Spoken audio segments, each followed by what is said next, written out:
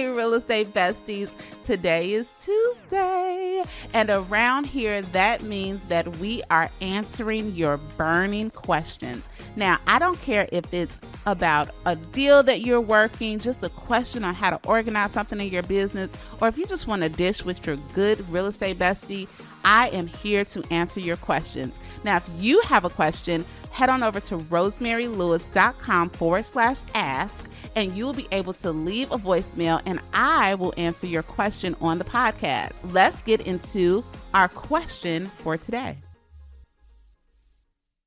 Hey, this is Dana from New Orleans, and I'm going to be honest.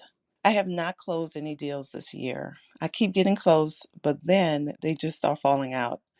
I'm getting super discouraged and trying to figure out what I am doing wrong. Any advice? Well, hey, Dana from New Orleans. Listen, first of all, bestie, I just want to say thank you. Thank you so much for having the courage to share this question and knowing that the real estate bestie community is a super safe space for you to just be really honest and just say, hey, this is what's going on and I need some help. So I applaud you for having the courage and sharing that question, because guess what? I know for a fact that there are some other besties out here that are in the same or similar situation. And the fact that you stepped out and asked the question, it is not going to just maybe give you some food for thought, but it's going to do the same for them. And do you know how I know this for an absolute fact? Is because, y'all, I recently just looked at a piece of data that I came across from the National Association of Realtors.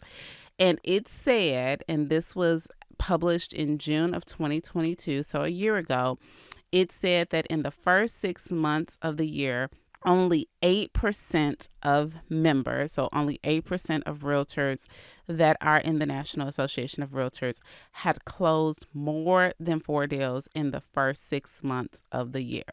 Now, I'm going to just let that sit and marinate with you all for a while, because I know when you are looking online, especially if you are not closing, right? It seems like everybody else out here is winning and you're not. But statistically, y'all, this business is hard, okay?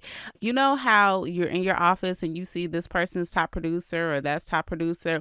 Top producer really isn't difficult to win, just because the sheer fact is that there are a lot of people out here that are not closing deals. And I wanted to just start off with that fact, not to give you permission, Dana, to say, okay, cool, I don't have to close anything, because listen, we are besties, we are above average, and we are here to provide value and to put food on our tables, right, from real estate. But the reality is that the numbers don't lie, and the numbers show that it is not as easy as, reality TV and Instagram makes it look. But let's talk about what could be happening in your case.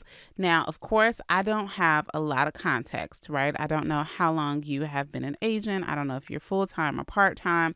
I don't know the situation or why the deals are falling out, if they were actually deals. So I want to say this too, because sometimes I know that we get excited when people say, oh, yes, I want to buy. And yeah, my lease is up in June. I want to buy in June, but they haven't done anything to truly qualify themselves as a true lead, right? A true person that we can convert into a client. So I know that sometimes we do have a habit of counting our eggs before they are even in the basket. So I don't know exactly what the fallout has looked like for you, but I will tell you that there are just 3 areas that I would encourage you to think through as you're figuring out and problem solving, okay, what am I going to do differently? The first thing is will, okay? When I say will, and I got this from my coach, so I'll just tell you the first 2 are will and skill. Usually when we see things not clicking, when we don't get the results that we're looking for, a lot of times it's a will issue or a skill issue. So this is what I mean by will. Are you willing to do what it takes, right? And not just saying I'm willing with my words, but willing with my actions, willing with my activities to do what it takes in order to actually get some traction in the business. Sometimes it's a hard shift because quite honestly, most of us are used to being employees. And when you move into something like real estate, where, you have to approach your time differently, you are in control of how you spend your time and what you're doing. And you have different levels of flexibility. And, you might have to say no to some things in order to be able to say yes to some future things, right? You might have to say no to brunch, or no to this vacation, or no, to hanging out after, or Netflixing and chilling, because you need to say yes to the activities, the lead generation activities that are going to bring business to you. So it might be a will thing. And here is a little bit of tough love. A lot of us underestimate what it will take to be successful, and we overestimate our activities. We overestimate exactly what we're doing. I remember early on, I was coaching an agent. It was taking a while for her to just get going, and she was so dumbfounded. And I was like, okay, let's go over your activities. Let's talk through what your day looks like. And she was like, well, I mean, I'm making my one post every day about, houses. And that was pretty much it for the day, right? She would go to a builder, she would make a post on Instagram, and thought, I'm doing this consistently. Why isn't the business coming? Her willing activities were not proactively bringing new business to her. Okay. So I want you to think about your will set, and what are some things that you may have to bump it up. And then always preach this. I think that when it comes to that will factor, one thing that we can really benefit from is how are we spending our time, and getting a clear understanding of blocking our time for success. And you all know I have a course that would help you do that. And if you look at rosemarylewis.com/time, you can get that time blocking course. And if you just want an example of what my schedule looked like, or as an agent, go to rosemarylewis.com/week, and you can download what that looked like. Okay, so now here's the next thing, skill. Okay, so some of you are like, look, girl, I am doing all the things. I'm making the phone calls, and I'm doing the open houses, and I'm door knocking. I'm talking to my sphere of influence. I'm talking to people in my neighborhood. I'm doing office hours if that's the type of office that you're in. And it seems like nobody is biting. Then, my dear, you may have a skill issue. And essentially, look, we are in the sales business. And when you are in the sales business, we have to be closers. And I'm not talking like at the closing table, but we got to close the deal. We got to solidify to our clients, like, hey, I'm going to show my value and help you be the solution to the problem that you have, whether it be looking to purchase a home or finding the right agent to help you sell. You have to close them on the fact that you are the person to do that. And just naturally, it's a skill that has to be built up that we all may not just have immediately, right? So if it is a skill issue, maybe joining a team where you can get some additional coaching, or investing in a coach, or investing in different things that your brokerage may offer, getting on, different role play calls, taking advantage of different opportunities. I love that you're here listening to the Real Estate Bestie podcast. That will definitely help you sharpen the tools in your toolkit.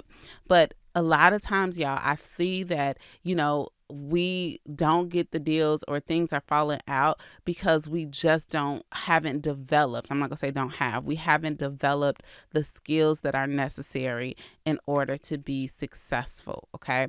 And I don't want you to beat up on yourself and feel overwhelmed, because it is a continual process. I am still developing my skills. I think that most agents we will always be in development, but sometimes it may take you getting outside of yourself.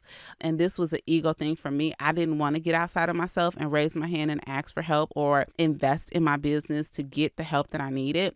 But once I started to do that, it was a complete game changer in learning how to handle objections, learning how to get people across that invisible bridge to wondering to actually executing on this. And then here's the last thing that I want to say, mindset. I think that whether it's will or skill, it's fine tuning our mindset, and just finding ways to encourage ourselves, finding ways to stay motivated, having solid routines around the way you start your day and the way you end your evening. Go back to episodes number 8 and 10 of the Real Estate Bestie podcast, where we talk about developing those routines. Just what are you listening to? What are you pouring into yourself? Who are you finding motivation from? Do we need to pull away from social media at a certain time so that you can actually pour into yourself and think and not just be so filled with what's happening in everyone else's life.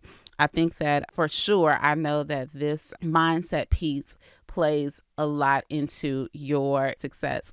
One of my all-time favorite YouTube speeches is Art Williams. It's the Just Do It speech. Definitely we'll link it here if you haven't heard it.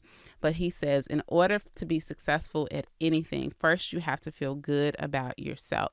And I truly, truly believe that. And I'm not saying that you're going to feel like $1,000,000 every single day, but innately, you got to have that confidence. Like, you know what? I have the sauce.